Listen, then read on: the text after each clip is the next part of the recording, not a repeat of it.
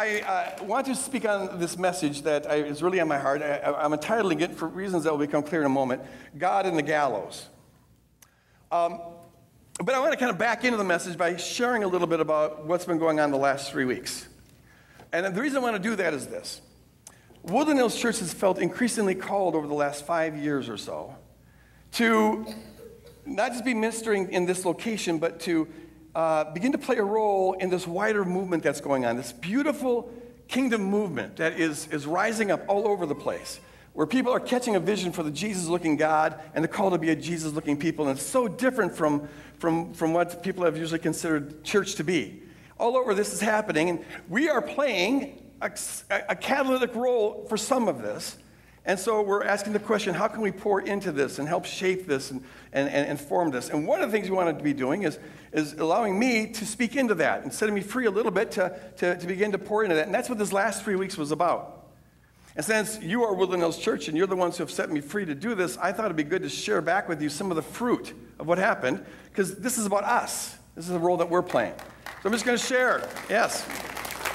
I share a little bit of this. It started in Innsbruck 3 weeks ago. Flew into Innsbruck, Austria. And the first 5 days was then an academic conference, because part of what I want to do is to influence the influencers. So we're talking to theologians and philosophers. It was a high-level academic conference. I delivered a paper on a particular topic that turned to be real controversial, and so it was a lot of fun and a lot of stuff going on. But I'm basically just trying to get Christian educators to begin to think about God in more dynamic ways and in more Jesus-looking ways. And so that was fun. But what was really interesting at the conference were the students I met, a number of students from France and Switzerland and Germany, Austria, who are getting this vision of the kingdom, getting this theology. They're writing papers on the warfare worldview and openness and all sorts of things like that. I've got 3 folks who are doing doctoral dissertations on this. And they tell me that there's something of a movement that's beginning in universities of people grabbing onto this theology, Christians grabbing onto this theology, and what these folks want to do, and most of them are parishioners, by the way, or sort of a lifeline for them.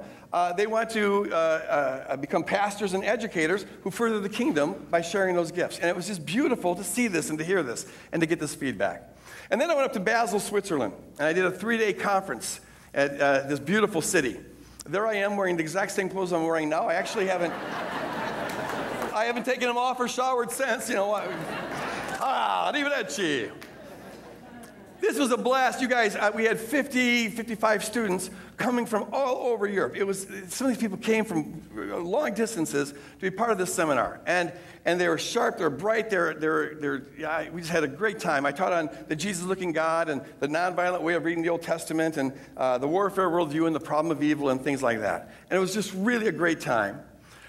Most of these folks were parishioners, and some of them gave beautiful, beautiful testimonies that were just incredible. I met up with my wife and 2 friends here at Basel, and the 2 friends were coming on the part of Renew because we wanted to document this and get some of these interviews on tape. And we'll be showing them on the Woodland Hills website and on the Renew website in the months to come. But some of them were so beautiful they brought tears to our eyes. People telling about the difference that this theology and vision has made in their life. So here's Gabby and Jason.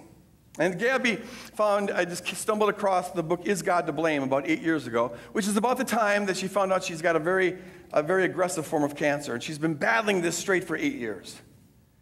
And they're church planters in Austria. They have a church in Austria. Just beautiful people. Within 10 seconds, I fell in love with these people. They're just so sweet and gentle and so quintessential kingdom.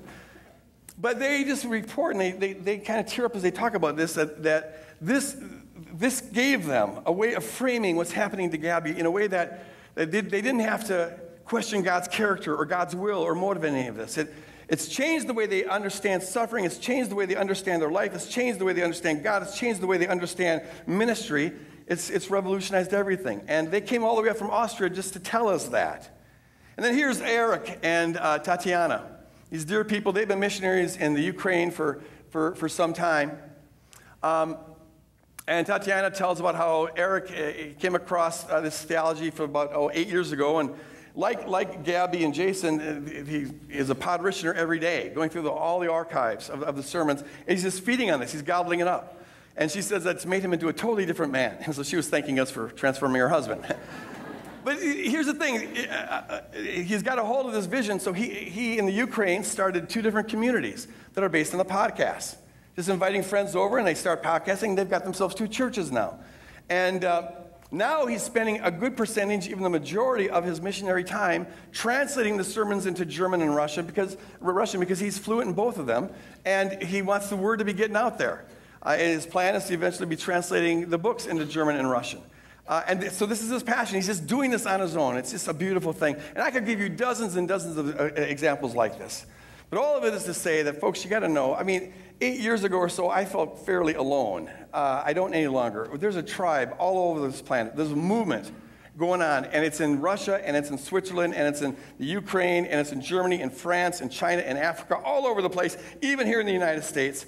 And it's beautiful, and we have the honor of playing a role in influencing that and being a catalyst and helping shape that. It's just so exciting. It just boggles my mind.